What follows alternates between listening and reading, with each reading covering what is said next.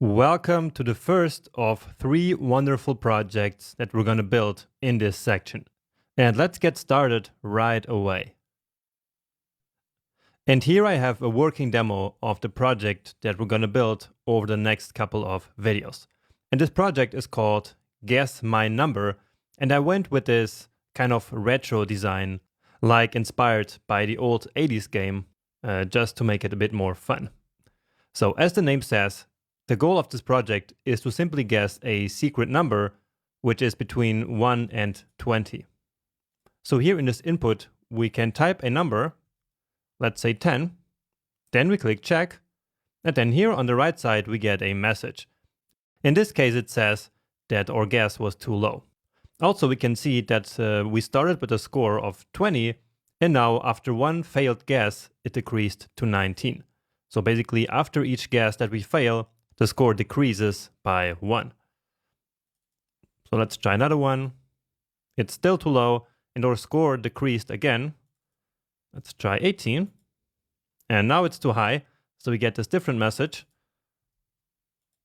And now it's correct.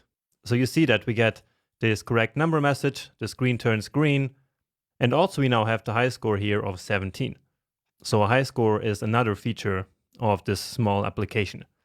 Then, if we want to play again, we can simply click the Again button, and it all resets everything except for the high score. So the high score is kept, and so if I'm quicker in this round, my high score will then become better. Let's start again at 10. So maybe I can do it faster. Well, I think I cannot. It's too high.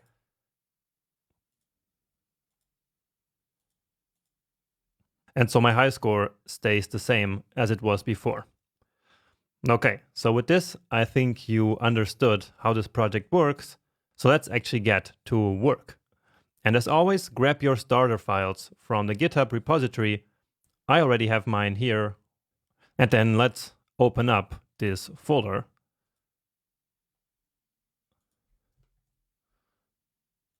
So that's this one. And let's start by taking a look at the files that we have here. First up, we have the prettier configuration. So exactly the one that we used in the editor setup section. And from now on, we will always use this configuration in every single project. Then we have an empty script. We have the CSS style, which you can take a look at if you're interested, and the same for the HTML. Now, the HTML will actually be important because that's where we will find the class names of all of these elements that we're going to have to select to make this project work. But more about that later. And yeah, let's close up this sidebar and focus on our script here. So as you just saw, all of this interface here basically is implemented in HTML. So again, that is this document. Okay, and this whole HTML document is made up of smaller HTML elements. For example, this message that we see here is in our HTML, this paragraph here with the message class. And so now in JavaScript, we can actually select this element based on this class. So a little bit like we can select elements in CSS, we can do the same in JavaScript. And if you're not at all familiar with HTML and CSS, then please watch the HTML and CSS crash course that is in the previous section. Anyway, before we learn what the DOM and DOM manipulation actually are, let's quickly learn an easy way of selecting an element like this in JavaScript. And this is how it works. We write document.querySelector. So this query selector is basically a method that's available on the document object. And more about that later. Now into this method, we need to pass in a selector. And again, this selector is exactly the same selector that we would use in CSS. So we pass in a string, and we want to select the element with the class name of message. And so we need to write a dot and then message. Again, this is exactly how we would select the same element using CSS, right? Now, if it was an ID instead of a class, we would use the hash, right? But in this case, it is really a class. And so let's use the dot. And now we can quickly take a look at the result of this selection here using the console. And remember that we set up the CL snippet in the editor setup section. So I just write CL and then I get console.log automatically here. Now, in case you skipped that section, you can always go back and see how I did that, or you can just write a console.log manually. So I give it a save. And now I do another thing that we learned in the editor setup section, which is to open up this project using the live server, right? So let's open up the terminal here by clicking New Terminal. Okay. Let's clear it using Command K. And again, we learned how to do all of this in the editor setup section. So if you skip that, then please go back and watch that one first. Anyway, we see that we're already in the folder. So guess my number, that's exactly the folder. And now all we need to do is to type live server, hit enter, and then it will open up a new tab in our browser.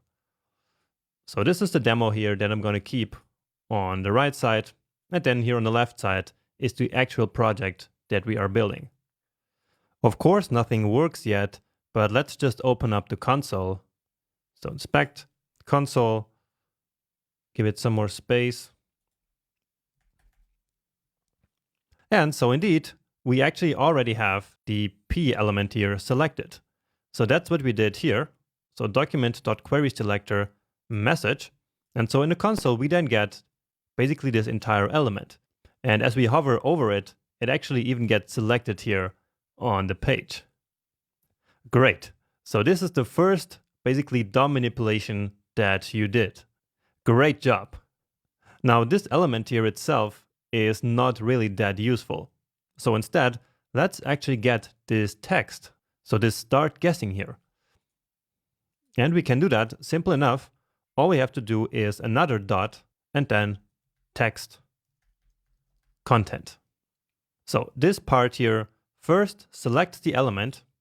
And so the result of this query selector method is going to be an element. And then on that element, we can read the text content property. And so that's why we use another dot here. And remember, when we have multiple dot operators, they are executed from left to right. And so first this operation here is done. Then this selected here basically will get replaced with the element itself. And then on that element, we can read the text content property using another dot. So let's give it a save. This will then reload automatically. And yes, now we get start guessing, which is really just the text content of this element. Great. So now we kind of know how to establish this connection between our code and the user interface. So in other words, the HTML document that's being displayed in the browser. So this was a quick introduction to the DOM and how to select an element. But what is the DOM actually? And what is DOM manipulation, which is the big topic of this section? Well, let's find out in the next video.